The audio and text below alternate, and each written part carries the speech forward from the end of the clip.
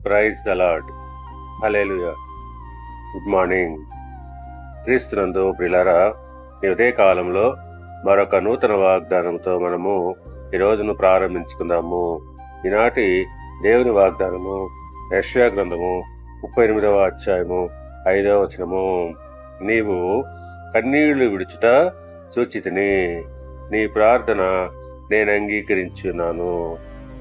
ప్రియులారా, దేవుడు యెషయా ద్వారా హిజ్కియాకు నీవు మరణమవుదువు అని తెలియజేయబడినప్పుడు అతడు ఎంతో భారంతో కన్నీళ్లు విడిచి ప్రార్థించాడు. అతని కన్నీటి ప్రార్థన దేవుడు ఆలకించి అతనికి ఆయుష్కాలాన్ని పొడిగించాడు. ఆ ప్రకారంగానే మనము కూడా కన్నీటితో చేసే ప్రార్థన దేవుడు తప్పకుండా వింటాడు. మన కన్నీరు వ్యర్థము కాదు.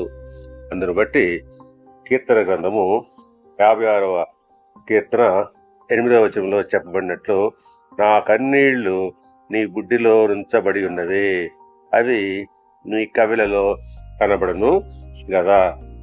అవును, మనము కార్చే ప్రతి కన్నీరు ఆయన సన్నిధిలో ఉంటాయి. అందుని బట్టి తప్పకుండా మనకు ప్రతిఫలం వస్తుంది. దేవుడు మిమ్మల్ని దీవించి ఆశీర్వదించి వర్ధిల్ల చేయును గాక. ఆమేన్.